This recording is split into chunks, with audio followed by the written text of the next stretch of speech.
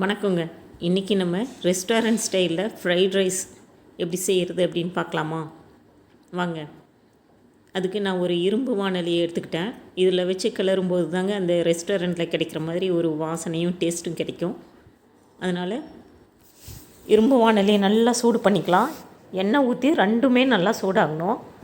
அதுக்கப்புறமா கட் பண்ணி வச்சுருக்கிற பூண்டு சேர்த்துக்கலாம். அதோட ஒரு பெரிய வெங்காயம் நீள்வாக்கில் கட் பண்ணி வச்சுருக்கேன், அதையும் சேர்த்து நல்லா வதக்கலாம். பூண்டும் வெங்காயமும் நல்லா கலர் மாதிரி வரட்டும்.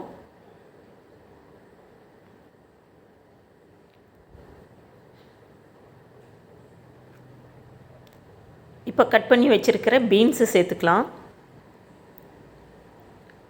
ஒரு கேரட் கட் பண்ணி வச்சுருக்கிறேன், அதையும் சேர்த்துக்கலாம். ரெண்டையும் சேர்த்து ஒரு வதக்கிக்கலாம்.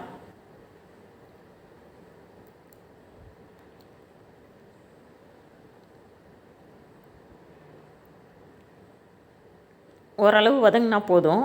ஒரு 2 மினிட்ஸ் வதக்கிட்டு அப்புறமா குடமிளகா சேர்க்கலாம். குடமிளகா சீக்கிரம் வெந்துடும், அதுக்காக தான். ஆனால் குடமிளகா கொஞ்சம் க்ரன்ச்சியாக இருந்தால் தான் நல்லாயிருக்கும். அதனால தான் அப்புறமா சேர்க்கலான்னு சொன்னேன்.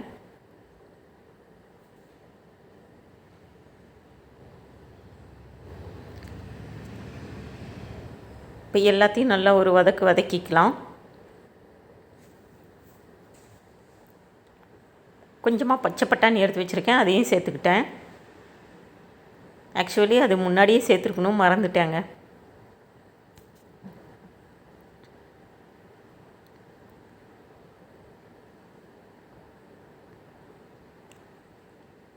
இப்போது இந்த காய்களுக்காக மட்டும் ஒரு பிஞ்சு சால்ட்டு சேர்த்துக்கலாம். அதே மாதிரி ஒரே ஒரு பிஞ்ச் அளவுக்கு சர்க்கரை சேர்த்துக்கலாம்.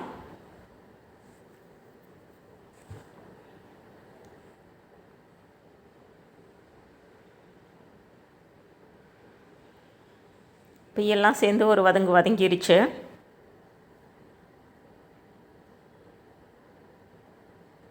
இப்போ அப்படியே கொஞ்சம் காய்களை ஒதுக்கி வச்சிடலாம் வாணலியிலேயே.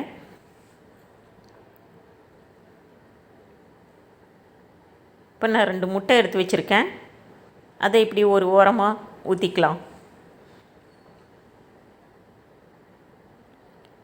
நான் 1 டம்ளர் ரைஸ் தாங்க போட்டிருக்கேன், அதனால் 2 முட்டை தான் எடுத்திருக்கேன். உங்களுக்கு முட்டை நல்லா பிடிக்குன்னா இன்னொன்று கூட சேர்த்துக்கோங்க.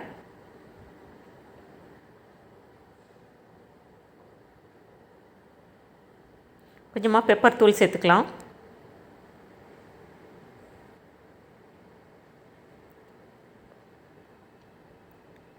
கொஞ்சம் லைட்டாக இந்த மாதிரி கலக்கி விடலாம்.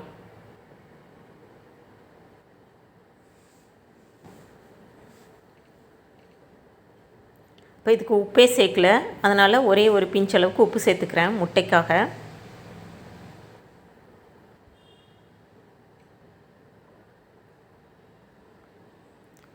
இப்போ காய்களோடு சேர்த்து முட்டையும் நல்லா கலக்கிடலாம்.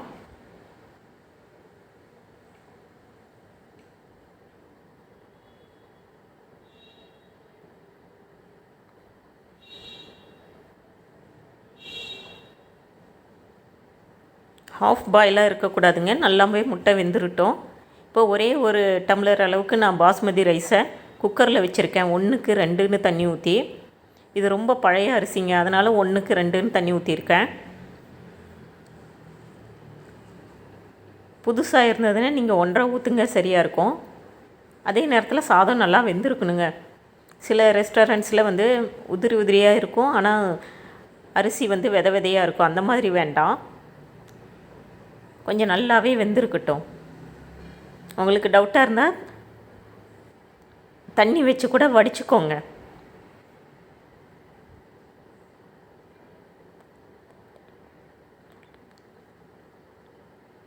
இப்போ எல்லாத்தையும் போட்டு நல்லா கிளறலாம். இப்படி கிளற கட்டி கட்டியாக இருக்கிற மாதிரி இருந்தால் கூட உதிரியாயிரும். இப்போ நான் கடையில் கிடைக்கிற ஃப்ரைட் ரைஸ் மிக்ஸு தாங்க போடுறேன். நீங்கள் அந்த மிக்ஸி இல்லைனாக்க ஒரு ஸ்பூன் அளவுக்கு சோயா சாஸ், ஒரு ஸ்பூன் அளவுக்கு டொமேட்டோ சாஸ், ஒரு ஸ்பூன் அளவுக்கு சில்லி சாஸ் இதை சேர்த்து தேவையான அளவு உப்பு பெப்பர் போட்டு கலந்து விட்டிங்கன்னா ஃப்ரைட் ரைஸ் ரெடி ஆயிரும். சரி, நான் இப்படி செய்யலாம் அப்படிங்கிறதுக்காக கடையில் வாங்கின மிக்ஸை வச்சு செய்கிறேன்.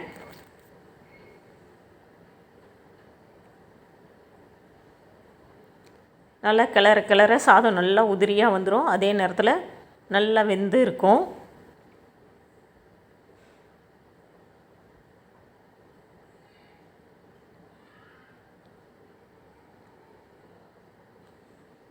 நல்லா இரும்பு கடாயில் வச்சு செய்கிறதுனால பார்த்திங்கன்னா கிளறதுக்கும் நல்லாயிருக்கும், ஒட்டவும் ஒட்டாது.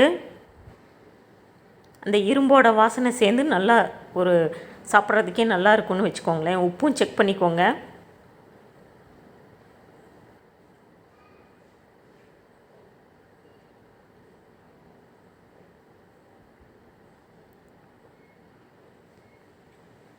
ஆல்மோஸ்ட் ரெடி ஆயிடுச்சு.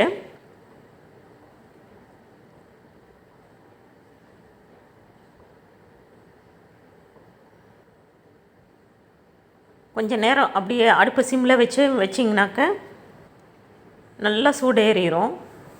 அதுக்கப்புறம் கொஞ்சமாக பெப்பர் தூள் தூவிக்கலாம். கட் பண்ணி வச்சுருக்கிற கொத்தமல்லி தழை தூவிக்கிறேன். வெங்காயத்தாள் இருந்தால் கூட போட்டுக்கோங்க, அதுதான் நல்லாயிருக்கும்.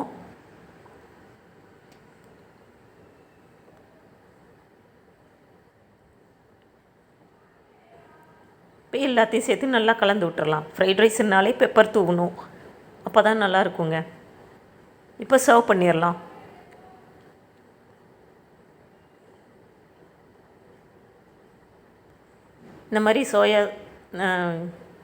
இந்த மாதிரி டொமேட்டோ சாஸு அப்புறம் சில்லி சாஸ் ரெண்டையும் வச்சுக்கலாம்.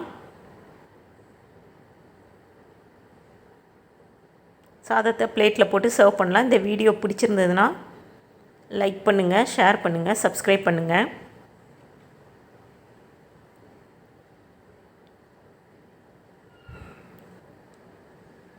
பாருங்கள், பார்க்குறதுக்கே நல்லா கலர்ஃபுல்லாக உதிரியாக சூப்பராக இருக்குங்க. நீங்களும் இதே மாதிரி ட்ரை பண்ணி பாருங்கள்.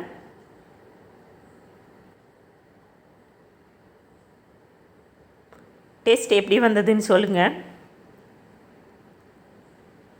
தேங்க்யூ.